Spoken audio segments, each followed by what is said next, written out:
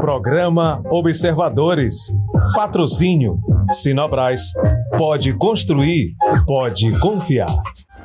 Bom dia, estamos começando agora mais uma edição do nosso programa Observadores, aqui na telinha da TV Correia SBT. Quero agradecer a você que nos acompanha aqui todas as semanas e, em contrapartida, a gente sempre vai trazendo aqui assuntos que a gente sabe que podem agregar para você de casa, podem trazer mais informação, mais entendimento sobre o mundo à nossa volta. E para hoje nós convidamos aqui a Vanessa Oliveira, ela que é engenheira ambiental, uma jovem engenheira ambiental aqui da região, trabalha aqui em Marabá, e vamos entender um pouquinho sobre essa profissão de engenheiro ambiental, sobre a importância do trabalho desse profissional e também a amplitude do que eles fazem no dia a dia.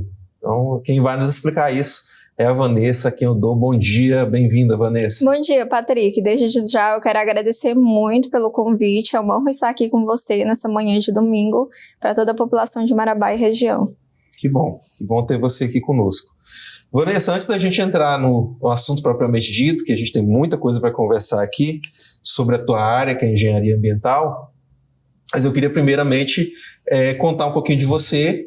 Você é o típico exemplo de algo que Marabá simboliza nos últimos anos, que é pessoas da região que vêm para Marabá para estudar, né, aqui se formam, aqui criam vínculos e acabam, depois de formados na vida profissional, acabam tendo uma ligação com a cidade, acabam escolhendo Marabá para morar. Então, esse fato de Marabá ser hoje um polo, né, estudantil de várias áreas, né, com faculdade estadual, universidade estadual, universidade pública federal, instituto federal, faculdades particulares, nos dá, né, uma amplitude muito grande. E você representa isso, porque você é de Rondon e veio para cá também nessa condição, não é isso? Isso, eu vim para cá em 15 de fevereiro de 2016, vai fazer 10 anos agora, no próximo 15 de fevereiro do ano que vem.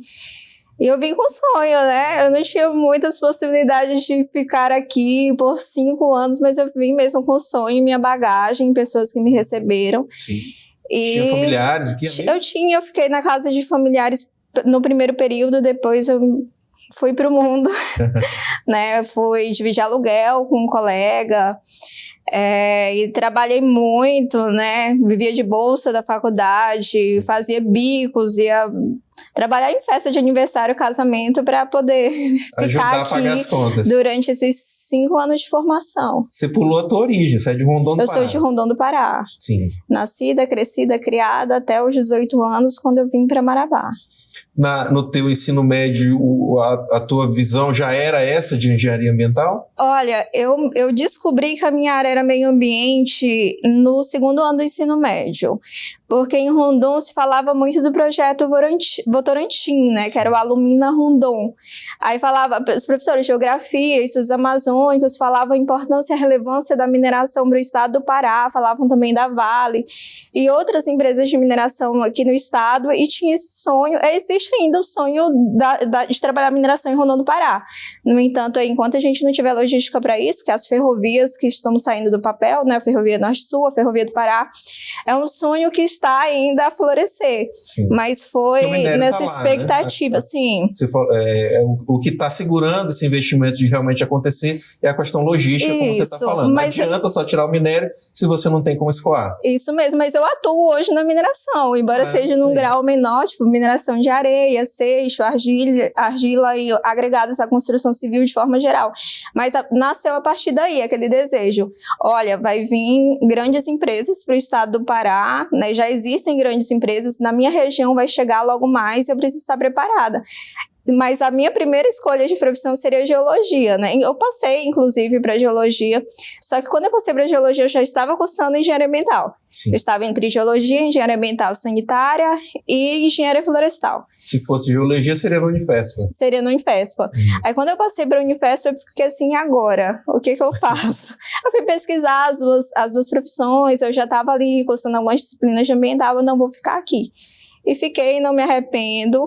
Geologia ainda é um amorzinho, assim, que eu tenho no coração. Compartilho de alguns trabalhos com alguns colegas geólogos, porque a nossa área de atuação, engenharia ou a questão ambiental, ela é muito multidisciplinar, a gente não trabalha sozinho.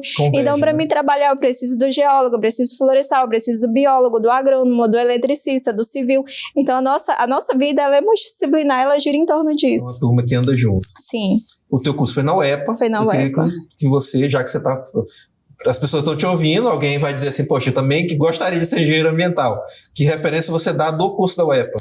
Olha, eu acho que a engenharia ambiental, principalmente, e a UEPA foi assim um lar para mim. Eu digo que foi um degrauzinho, que até o ensino médio a gente sobe degrauzinho por degrauzinho. No ensino superior tem um degrauzão muito grande, que ele vai começar também com a nossa maturidade, aquelas pessoas que estão saindo direto do ensino médio, foi o meu caso, para o ensino superior, a transição da adolescência e a vida adulta, a responsabilidade, e principalmente para quem sai de casa, né? Sai de casa, que vai ali tentar sozinho, viver sozinho num outro lugar e ver as dificuldades. E isso foi extremamente importante, tanto para quem eu sou como pessoa hoje, quanto o meu senso crítico. Eu digo que a engenharia ambiental, ela me fez ser a pessoa crítica que eu sou hoje, que eu consigo observar a sociedade, a economia, o meio ambiente de uma forma totalmente diferente, coisa que antes eu me sentia leiga, hoje eu posso falar, não, isso aqui eu tenho referência e posso pontuar de fato como as coisas são de fato, né? Certo. Eu estou nesse momento, te apresentando para o público, então estão conhecendo um pouquinho de você. Eu entendo que te apresentar um pouquinho, dizer como você foi preparada para o que você faz, vai fazer com que as pessoas entendam melhor o que a gente vai conversar em seguida, que é propriamente do que o engenheiro ambiental faz, né, a importância do engenheiro ambiental, mas as pessoas entendendo o teu preparo para isso. Nesse meio tempo, você chegou a voltar a morar em Rondon, trabalhando no setor público, na prefeitura. Isso. Na tua área, na prefeitura. Isso. Como é que foi essa experiência? Eu formaria em dezembro de 2020. Aí, 2020, o último ano de faculdade, foi aquela tensão, né, da pandemia. E agora, o que será? Tanto é que minha colação de grau foi aquela colação de gabinete. Eu sozinha, com o coordenador da universidade. De máscara. E de máscara. No finalzinho do ano, a prefeita Adriana me lançou o convite, né? Olha, você já trabalhou com a gente conhece seu serviço, e aí já formou, corre atrás do seu diploma que eu quero você aqui na minha equipe. E nisso eu fui, abracei, eu me senti assim, não 100% preparada para esse primeiro trabalho, mas eu senti que a universidade, ela me formou analista ambiental.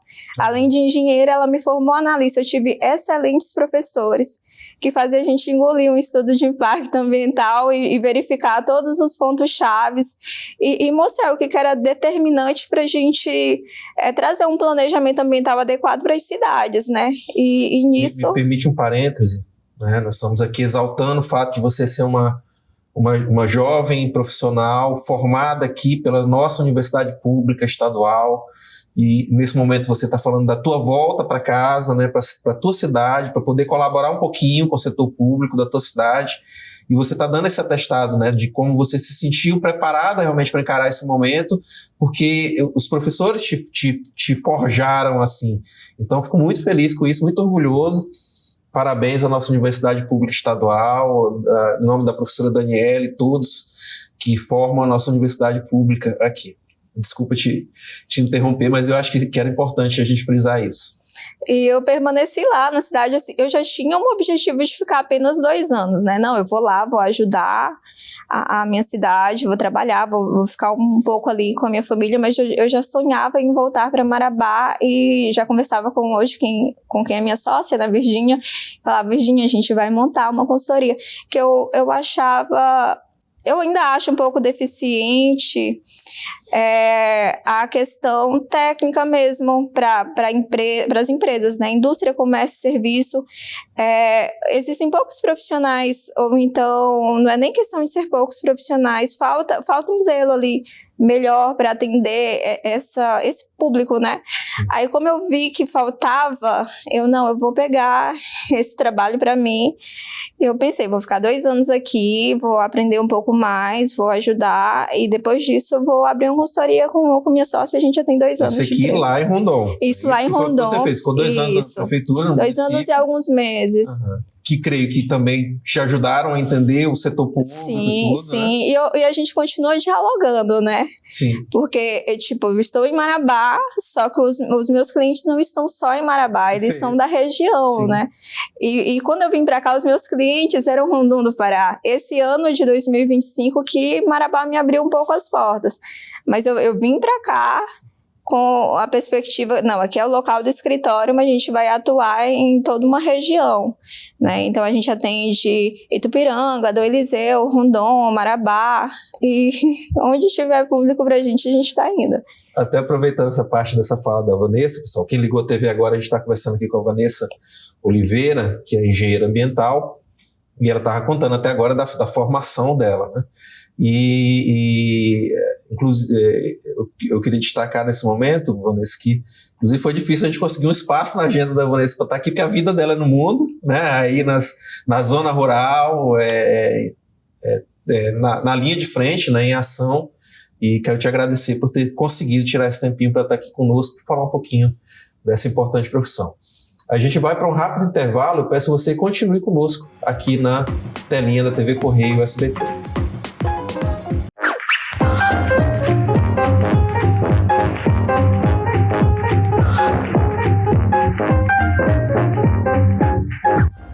De volta com o programa Observadores aqui na telinha do SBT.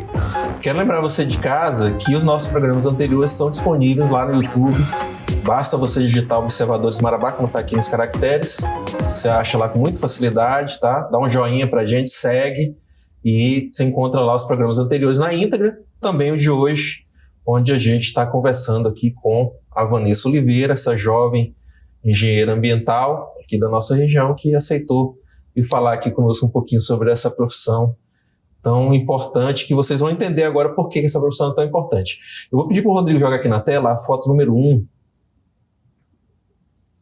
Vanessa, eu gostei demais dessa tua postagem, porque ela carrega um pouquinho desse frescor que a gente tem quando a gente está iniciando na profissão, mas também com a visão que eu tenho certeza que você ainda mantém, mesmo com a dureza do que é o trabalho do dia a dia, mas a gente, quando abraça uma profissão, a gente segue sempre defendendo e entendendo ela daquela forma.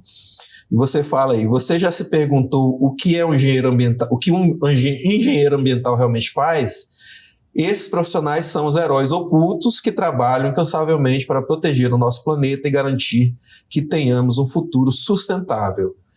Um engenheiro ambiental planeja, projeta, implementa soluções para problemas ambientais. Eles estão na linha de frente da batalha contra a poluição, desenvolvendo tecnologias para controlar emissões de gases, tratar áreas residuais e gerenciar resíduos sólidos de forma eficiente. Estou lendo parcialmente parte do teu texto, quero te parabenizar por esse texto, que é importante. Muitas vezes a gente pensa no trabalho pelo trabalho e não pensa que existe uma missão por trás daquilo ali. É a missão realmente da área em que você atua.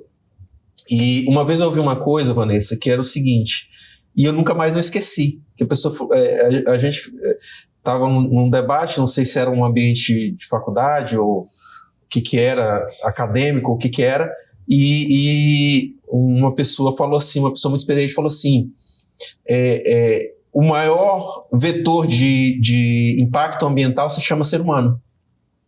Nós existimos, nós seres humanos, e a todo momento nós estamos impactando o meio ambiente. Então, assim, não existe vetor maior do que a própria existência humana. E eu nunca tinha parado para pensar nisso. Incrível, né? Na verdade, eu costumo falar que toda atividade antrópica, ou seja, toda atividade humana, ela causa impacto. A mínima que seja, ela vai causar impacto. Não tem como a gente estar aqui agora, de frente para a TV, ou, na verdade, o público de frente para a TV e a gente aqui falando com vocês, sem estar causando algum impacto ambiental. Sim.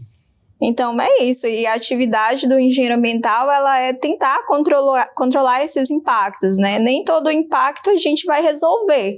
A gente vai mitigar, que é diminuir aquele impacto, ou a gente vai compensar, não tem forma nenhuma de resolver esse impacto, a gente compensa. Se o impacto for positivo, que às vezes a gente só pensa em impacto negativo, Sim, né? verdade. Não, mas as atividades humanas, elas também podem trazer impacto positivo. E esse impacto positivo a gente potencializa. Então, quando a gente trabalha controle de impacto, ou a gente mitiga, diminui, ou compensa, não tem condições de se diminuir, a gente vai compensar, que é fazer uma atividade extra ali para compensar aquilo, ou a gente vai potencializar.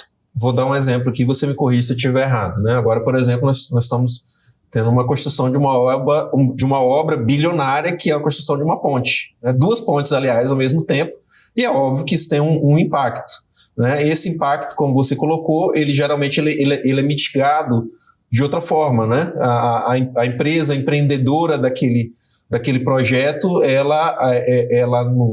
entendo que no estudo de impacto ambiental e outros documentos, ela se compromete com uma série de condicionantes, que essas condicionantes vão servir para mitigar aquele impacto, é isso? Mais ou menos isso. Falar de uma forma dentro dos estudos ambientais, a gente primeiro faz um diagnóstico, né, do que é aquela atividade, o que ela representa naquela área. Certo. Dentro desse diagnóstico, a gente faz identificação dos impactos, que é aquilo que eu te falei, positivo, negativo, neutro, e de que forma a gente vai mitigar, compensar ou potencializar, no caso, potencialização dos impactos positivos. E dentro disso, a gente enxerga um prognóstico, o que será depois com a operação dessa atividade. O órgão ambiental, ele vai avaliar essa atividade, ele vai conceder a licença ambiental, que são em 3 etapas. A licença prévia, que vai aprovar a locação, essa atividade pode acontecer nesse determinado endereço. A atividade de instalação, que no caso da ponte, ela está em licença de instalação. Sim. Olha, a locação já foi aprovada na licença prévia, agora a licença de instalação vai possibilitar essa construção. E, em seguida, a licença de operação. E essas licenças que vêm trazer as condicionantes. Além do controle de impacto ambiental que os estudos descrevem e as empresas têm que realizar, existe uma série de condições também, que são situações que a própria legislação, as normas técnicas brasileiras já trazem como obrigação para aquela atividade ser implementada, e também algum acordo que existia ali para, vamos supor, tem uma questão social que a empresa tal pode ajudar, ela pode vir como um condicionante do licenciamento ambiental. Quando você já foi direto aí na questão da licença, e tá nos dando uma aula aí sobre licença, mas é preciso lembrar que também, nesse mesmo exemplo que eu estou dando, né, uma construção de uma ponte, esse empreendedor, seja ele o governo construindo, ou no caso aí uma empresa privada, ela também teve que apresentar ela mesma um estudo de impacto ambiental, não é isso? Isso. Esse estudo ele é feito por um engenheiro ambiental também? Como é que Olha, vai depender do contexto. A gente tem vários tipos de nome de estudo ambiental, que vai depender da atividade que vai ser desenvolvida e do porte grau poluidor. Existe um porte que ele é pequeno, médio, grande. Existe um grau que depende da atividade. A atividade tal é grau 1, é um grau pequeno, é um grau 2. Dependendo dessa junção que a gente verifica qual a atividade, qual a caracterização dessa atividade. Para uma população atendida, um número que vai de 1 a 1 milhão, que vai ser dividida em pequeno, médio, grande, é uma capacidade de armazenamento ou é um volume de produção tonelada mês. Dependendo da atividade, a gente tem essa caracterização. E aí a gente vai verificar se esse licenciamento é a nível municipal, a nível estadual, a nível federal. E esse órgão que vai, ou a SEMA municipal, ou o IBAMA, vai determinar os estudos ambientais. Para esse empreendimento é um EIA, o estudo de impacto ambiental, ou é um relatório de controle ambiental. Aí, dentro desse escopo, a gente vai verificar quais são os profissionais que vão trabalhar. Quanto maior a atividade, maior o seu porte e impacto, maior é o rol de profissionais que vai atuar ali. A gente sempre fala que, na maioria das vezes, a gente vai executar um trabalho multidisciplinar. Certo. Mas na prática, toda empresa, seja o governo, seja uma pessoa jurídica, seja uma pessoa física que está desenvolvendo uma atividade, a gente precisa verificar a questão poluidor-degradador dessa atividade e verificar se existe necessidade de licenciamento ou é inexigível, né? É uma dispensa, no caso. No caso da atividade industrial, quase toda ela depende disso, praticamente toda atividade industrial é licenciada. No comércio que a gente vê algumas situações que são dispensáveis, nos serviços também, mas indústria, eu ainda não vi uma indústria escapar de um licenciamento ambiental. Tem que passar por isso. Isso. E para destacar para a turma de casa, você falou SEMA, né? O que é SEMA? Secretaria Municipal de Meio Ambiente, que os municípios têm, ou a Secretaria Estadual de Meio Ambiente. E temos o IBAMA a nível federal. Perfeito. Que também tem escritório aqui em Marabá. Vamos passar mais uma imagem, por favor, Rodrigo? Vanessa, essa imagem que é ilustrativa, né? Logicamente, não conhecemos essa pessoa que está aqui, mas depreende que seja um engenheiro ambiental, né? Que tipo de situação é essa aqui? Provavelmente o monitoramento da qualidade de água, né? Eu tô vendo que ele tá com um recipiente ali fazendo uma coleta. Isso. A gente atua também nessa atividade. Pra que serve isso? Por exemplo, eu tenho uma indústria mineradora.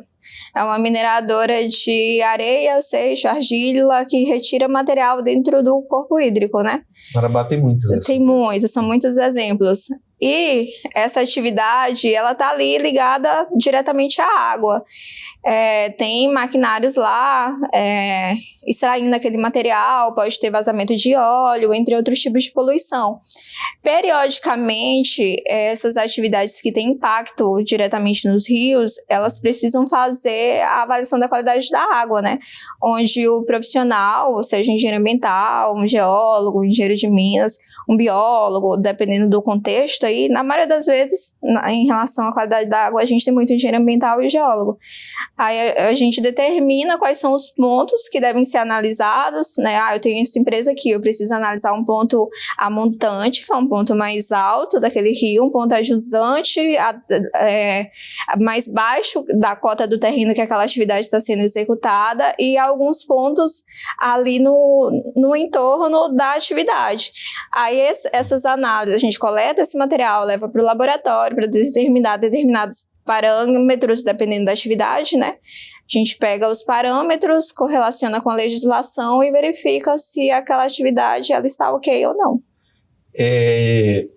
Você falou isso, possível vazamento de óleo durante um exemplo, né? Esse tipo de atividade, ele é obrigado a ter um plano de contingência, por exemplo? Sim. Explicando para a turma de casa que não sabe o que é um plano de contingência, né? É uma forma de resolver o problema se acontecer algum vazamento.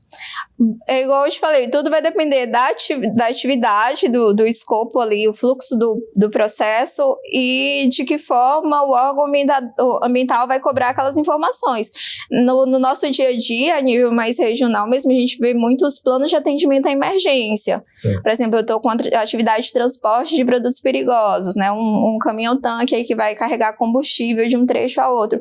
Eu preciso ter lá dentro um plano de atendimento à emergência, eu preciso que aquele motorista seja treinado. No caso de um vazamento, de que forma é que aquele profissional vai atuar? Então, o motorista que está no comando de um caminhão que carrega combustível, ele não é um motorista comum, ele tem um treinamento ele tem diversos treinamentos de segurança, tanto na parte de transportar o produto, como na parte que ele vai receber aquele produto ou descarregar no posto. São diversas exigências. Ele sabe que tem que fazer um isolamento. Isso, tem que andar com o EPI, ele tem que estar paramentado, e os órgãos ambientais nessas atividades são extremamente criteriosos. Você falou isso aí, falou de posto de combustível, é uma atividade que, imagino eu, com certeza precisa também do engenheiro ambiental. Com certeza. É isso, tem ali que implantar o tanque, né, e tudo mais. E tem todas as exigências, né, de placas de segurança, de treinamento em segurança, de verificação de vazamentos, controle de poluição atmosférica. E se eu fosse pontuar, seria uma série de impactos que a gente pode corrigir ou mitigar nessas atividades. Do trabalho também. Sim. Vamos passar mais uma imagem, Rodrigo? Aqui eu coloquei, porque aqui o trabalho de engenheiro ambiental também envolve campo, né? Sim. Não é isso? A gente sabe que áreas rurais, né, elas hoje são regidas por legislações que exigem a área protegida, seja fazenda ou seja o que for, não é isso? Não apenas área rural, também como área urbana, né? Sim. A gente tem o nosso Código Florestal que vai delimitar, principalmente na zona rural, o que seria área consolidada, o que seria remanescente de vegetação, o que seria área de preservação permanente, que muitas vezes a gente acha que a área de preservação permanente, que é a mata ciliar, que a gente costuma falar, né? Porque parece os cílios dos olhos, assim como os rios têm os cílios, precisa da mata ali ao redor. Mas não é só os rios que precisam de área de preservação permanente. Então, dependendo da altura de um determinado terreno, há uma montanha de tantos metros com um declive acentuado. Em alguns casos, também é necessário ter essa vegetação. Porque senão ela pode acontecer um desastre envolvendo aquele... Do menor impacto ao maior, a gente avalia dependendo da situação, né? Se eu estou ali com o corpo hídrico, eu estou desmatando, retirando vegetação ali, eu posso assorear aquele corpo. Sim. E não só degradar a vegetação, como também o curso d'água, que ele é protegido, teoricamente, pela vegetação ali ao redor. A maioria de áreas como essa aqui, de mata fechada, elas abrigam nascedouros de água, não é isso? E além disso, também a gente tem uma biodiversidade de animais, de todos os tipos de tamanho, né? Desde os micro-organismos até animais de grande porte. Quando a gente retira essa vegetação, a gente acaba degradando, de certa forma, todo um ecossistema. Certo. E quando a gente fala aqui não apenas na zona rural, porque dentro das cidades a gente também tem áreas que precisam ser preservadas. E o nosso trabalho enquanto engenheiro ambiental, dentro de um corpo multidisciplinar de profissionais, é conhecer, antes de conhecer a atividade e o seu fluxo de trabalho, conhecer aquele ambiente e verificar até onde podemos construir, de que forma a gente pode construir para que a gente não vá causar impactos irreversíveis àquele ecossistema. Perfeito. Pessoal, quem ligou a TV agora, a gente está conversando aqui com a Vanessa Oliveira, engenheira ambiental, está dando uma aula aqui para a gente sobre o trabalho de engenheiro ambiental, sobre a importância dessa atividade, sobre os impactos ambientais dos quais, né, são adjacentes à própria existência humana, como a gente conversou no início desse bloco. A gente vai para um rápido intervalo. Eu peço que você continue conosco aqui no Observadores.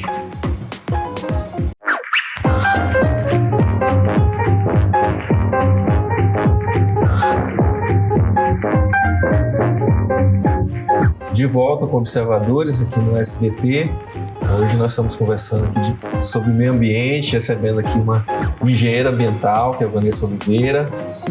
Vanessa, a destacar, nós não poderíamos deixar de citar isso, né?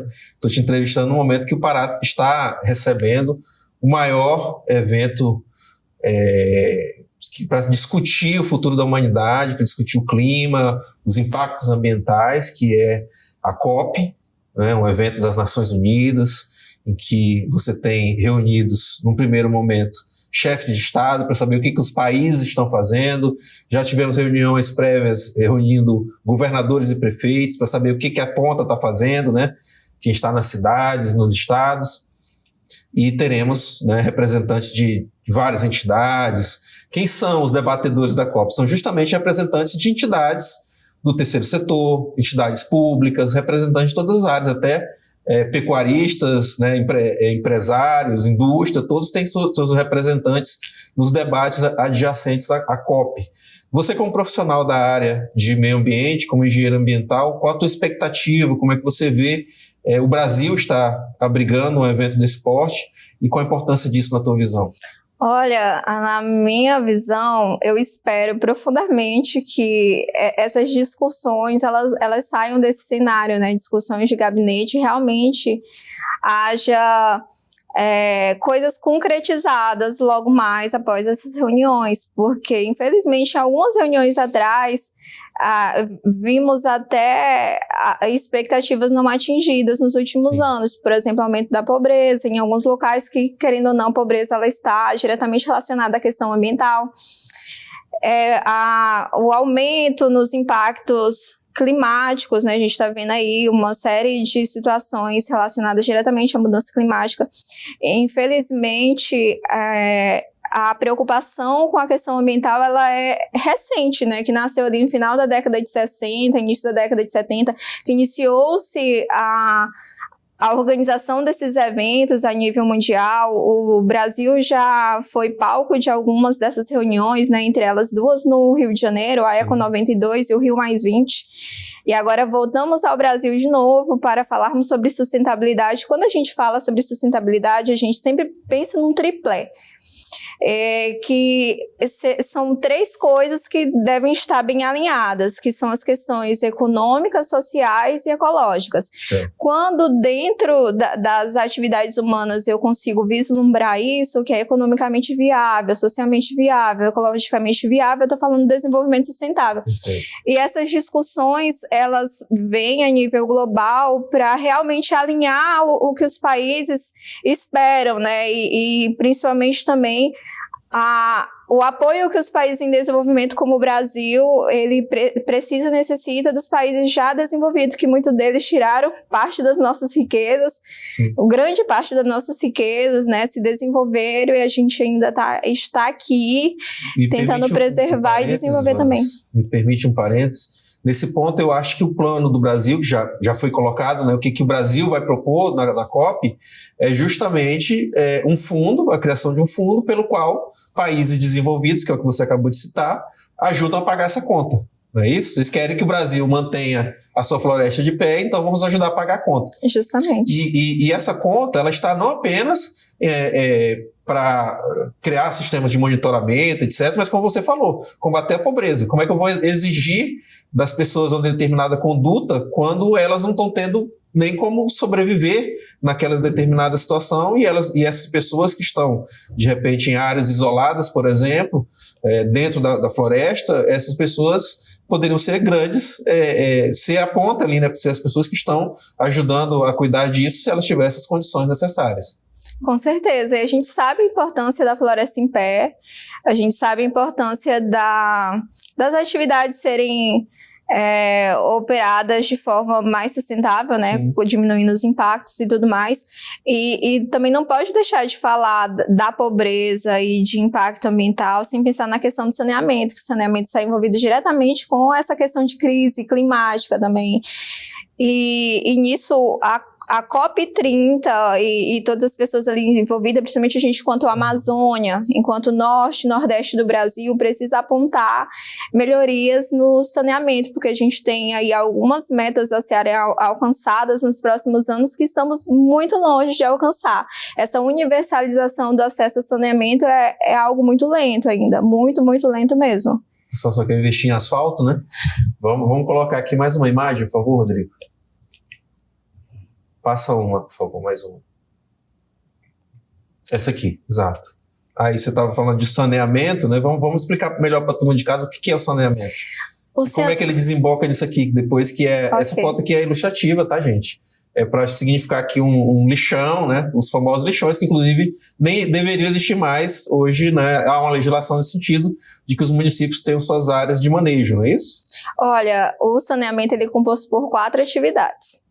O que seria o saneamento básico, né? O que seria o saneamento básico?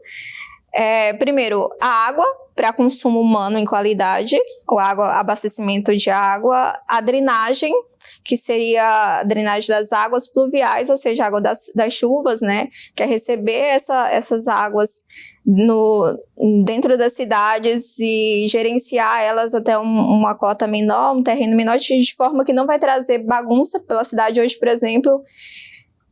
Amanhecemos com chuva forte e muita reclamação. Bairros alagados, né? Por quê? Porque o concreto e o asfalto vão tomando o espaço que seria da absorção dessa água, que é o solo, não é isso? E eu costumo dizer que a gente vive uma questão de engenharia reversa. Mas antes de falar sobre essa engenharia reversa, vamos lembrar os componentes de saneamento. A gente tem a água para abastecimento humano, a captação dessa água, a gente tem a drenagem de água pluvial, aí a gente tem os resíduos sólidos, que é o lixo, e tem alguns conceitos relacionados que a gente pode estar trabalhando aqui, e a gente tem a questão questão do esgotamento sanitário também, que, no meu ponto de vista, é o mais esquecido, principalmente para a gente aqui enquanto região norte. Esses são os 4 elementos do saneamento.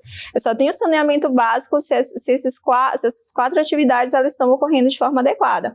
Em relação que eu digo que a gente vive uma engenharia reversa, é porque as cidades, elas foram construídas, em sua maioria, sem um determinado planejamento. Sim. Então, a gente chegou aqui nesse lote, ocupou, aí vem a prefeitura, ela passou ali uma água de qualquer forma, às vezes nem passou a água, né? A pessoa perfurou um poço ali, aí passou o asfalto. Aí passa um determinado tempo, não, agora a gente vai passar água aqui, quebra o asfalto, passa água. Não, Marabá agora... viu isso recentemente nos últimos anos, né? Muitas ruas sendo quebradas para passar finalmente o abastecimento de água. Aí vem drenagem urbana, vamos drenar a cidade, quebra de novo. Porque existe no Brasil o sistema de drenagem de esgoto é separado também, né? E aqui em Marabá existe tratamento de esgoto, mas é um percentual muito pequeno da cidade que é atendida. Tem cidades ao nosso redor, em sua maioria, que não existe nem tratamento de esgoto. Todo mundo mistura, o pessoal acha que aquela canaleta lá que passa o meio-fio, que passa na frente das casas, é para receber esgoto. Não é, aquilo é especificamente para água da chuva. Sim. Quando eu entrei na faculdade, para mim, eu fiquei assim, como assim eu não posso jogar o esgoto no meio-fio? Uhum. Aquilo não é para receber o esgoto, não é, aquilo é para receber água da chuva, que vai entrar ali naquele meio-fio, vai entrar na boca de lobo, vai até a galeria de drenagem e vai ser lançada no ponto menor. E Vanessa, eu entendo que ainda tem muitas famílias, eu já vi, que ainda tem aquele sistema antigo que não tem banheiro, né? Sim. Tem lá no fundo da casa um cercadinho com um buraco no chão, no qual as necessidades básicas são feitas ali. Aí tu imagina a questão sanitária dessas famílias, né? A quantidade de vetores proliferadores de doenças não estão ali, né? E essa questão sanitária, ela está muito vinculada à questão da saúde. Porque se eu não combato esses impactos, eu estou poluindo o solo, eu estou poluindo as fontes de recurso hídrico. Aí imagina uma série de contaminantes que vai trazer diarreia para a população, vai trazer as doenças que a gente conhece como doenças endêmicas, né, que são ligadas ao mosquito da dengue, por exemplo. Elas estão ali onde tem lixo, onde tem água parada e outros contaminantes. Então, o saneamento está diretamente ligado tanto à questão da saúde, quanto também, por exemplo, os lixões estão ligados também aos problemas climáticos, né? O pessoal acha que é só os carros, as vacas que contaminam a nossa atmosfera, mas os lixões são um dos maiores poluidores da camada de ozônio, com muito gás e metano sendo lançado na atmosfera, que para muitos pesquisadores ele ainda é pior do que o dióxido de carbono. Lixão desse tipo aqui nem pode ter mais, não é isso? Não, eles foram proibidos. As cidades com menor população era para ter acabado com os lixões até 2020, se eu não me engano. Mas eu sei que ainda deve ter por aí. Tem muitos. Na nossa região tem muitos lixões. Eles foram trocados por qual figura? Até 2020, aterro sanitário. A Política Nacional de Resíduos Sólidos, ela nasceu em 2010. De lá para cá, a gente tem como alternativa final para disposição de rejeitos, que para isso eu preciso explicar para vocês o que seria lixo, resíduo e rejeito. No dia a dia a gente lida com lixo. Lixo é aquilo que não tem valor. Sim. Mas dentro do contexto de gerenciamento de resíduos, a gente tem resíduo, aquilo que pode ser aproveitado, né? Por exemplo, a reciclagem, o resíduo que vai para compostagem, entre outros. Plástico, metal, papel, que pode ser aproveitado, eles são resíduos. Eles têm valor agregado e aquilo vai trazer fonte de renda para uma família de um catador, por exemplo, né? Ou de uma empresa que trabalha com resíduos sólidos. Aí nós temos o lixo, que é o conceito comum que a gente tem o rejeito. Acabou todas as alternativas tecnológicas para se aproveitar daquele resíduo, eu vou ter o rejeito. Aí o rejeito que ele deveria ser disposto nos aterros sanitários. Aterro sanitário era a única solução para o Brasil como alternativa de disposição final de resíduos sólidos até 2020. Aí veio o novo marco do saneamento no meados aí da Covid. e trouxe a possibilidade de não há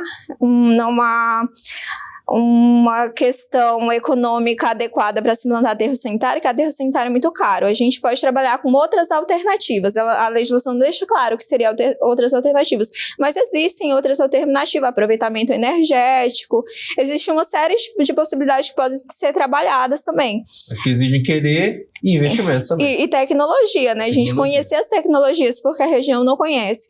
E o aterro sanitário ele não é uma boa tecnologia para a Amazônia. Por quê? Nós temos períodos de pouca chuva e de muita chuva, e aterro sanitário não conversa com água, não gosta de chuva. Então, o que a gente vê é os poucos aterros sanitários que temos na região com muito problema, eles não funcionam direito. Mas era o que a política... Olha, normalmente o aterro sanitário não é coberto. Eu já ouvi de alguns profissionais, se a gente cobrir, como é que pode ser? Eu ainda não conheço nenhuma estrutura coberta de aterro sanitário, mas é uma possibilidade. Mas existem outras alternativas, até mais baratas, economicamente falando, que poderiam ser trabalhadas, que agora de 2020 para cá é algo a ser discutido. Tá, vamos colocar mais uma foto aqui. Isso aqui realmente é uma coisa que me incomoda muito, né? Os chamados emissários, né? Que é esse canozão aí na beira do rio de uma cidade, nós temos muitas cidades ribeirinhas, Marabá é uma, que tá ali despejando esse negócio aí no rio. Quero pensar, né, que seja só água pluvial, né? Água de chuva. Mas eu sei que não deve ser só água de chuva, né? Esses dois exemplos ali de baixo, por exemplo, eu trouxe do arquivo nosso do jornal, são de reportagens nossas ao longo dos anos em que a gente fez denúncias aí de, né, determinadas emissários aí lançando alguma coisa aí que provoca, inclusive, essa espuma aqui, né? Então sempre me preocupa muito isso aí. Olha, Vanessa, aquela questão que a gente tinha conversado, a gente muitas vezes é leigo em saber o que eu posso enviar ali naquela canaleta de drenagem, no meio-fio, que eu não posso. E muitas vezes, na maioria das vezes, eu não tenho uma empresa que colete esgoto no meu endereço. E se eu for furar uma fossa sanitária aqui, uma fossa séptica, vou ter uma despesa muito grande com o carro coletor, né? Os carros fossa que a gente conhece por aí, limpa a fossa. Aí fica aquela situação, a pessoa é carente, na maioria das vezes, nem sempre, às vezes a gente vê pessoas que têm condições de organizar o seu esgoto também, que não fazem, mas infelizmente são essas situações que vão fazer com que a população acabe lançando diretamente o esgoto, que não deveria ser lançado na drenagem, e esse material chega aos rios dessa forma. Mas, faz um adendo também, que na maioria das vezes, o tratamento final do esgoto ele também acontece no rio. Só que, para ele ser lançado no rio, ele precisa de um tratamento, né? Sim, que são as nossas estações de tratamento de efluente. Esse material vai passar pela essa estação. A ET, nesse caso, né? Tipo, a Cozampa aqui no Amapá tem uma estação de tratamento de efluente. Ela recebe essa carga de esgoto, ela vai tratar, são diversas fases de tratamento. E após esse tratamento, esse material ele é lançado no rio. E o rio ele tem poder de autodepuração. Perfeito. Lá, o próprio rio ele vai conseguir se recuperar, desde que a gente tenha cuidado nos parâmetros, nas características. Não posso lançar esse material dessa forma. Leigo, Vanessa. Pessoal que ligou a TV agora, a gente está falando com a Vanessa Oliveira, que é engenheira ambiental. Pergunta de leigo. Contratei o limpa-fossa, ele veio aqui, levou a fossa da minha casa, né? Levou o que estava acumulado da fossa da minha casa. Fiquei tranquilo com a minha consciência, né? Contratei o limpa-fossa, mas para onde que o limpa-fossa está levando esse material? Olha, que é feito dele? No licenciamento ambiental, o limpa-fossa ele deve apresentar qual a disposição final desse material, né?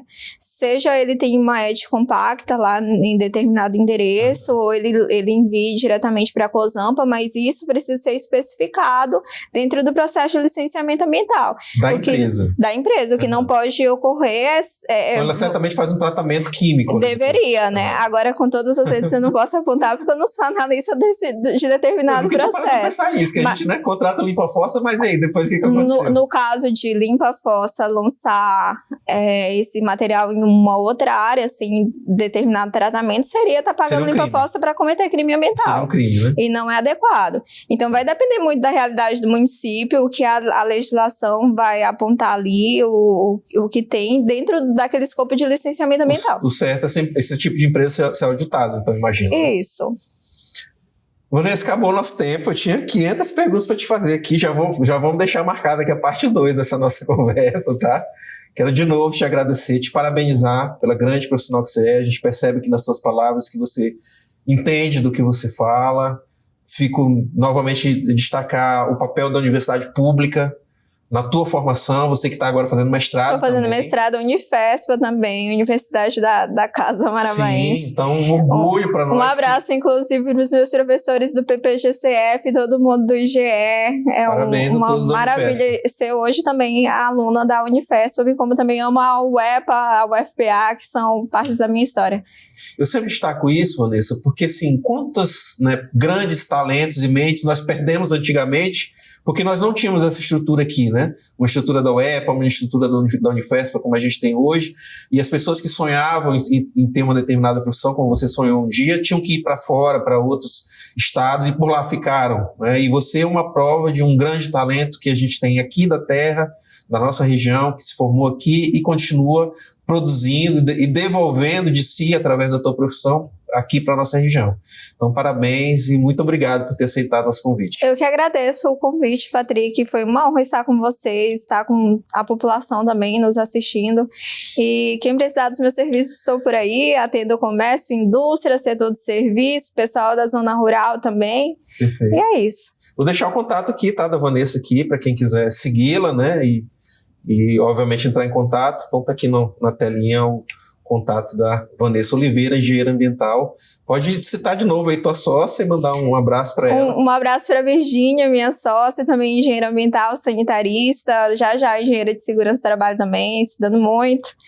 E um abraço para toda a família dela também. Beijos, Vi.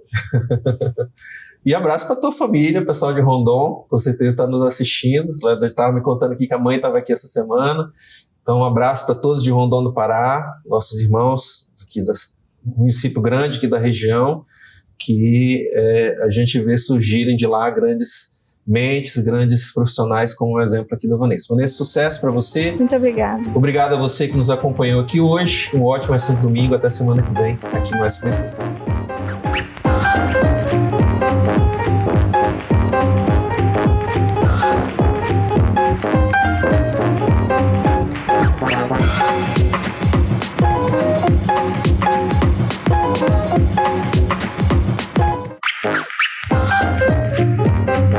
Programa Observadores.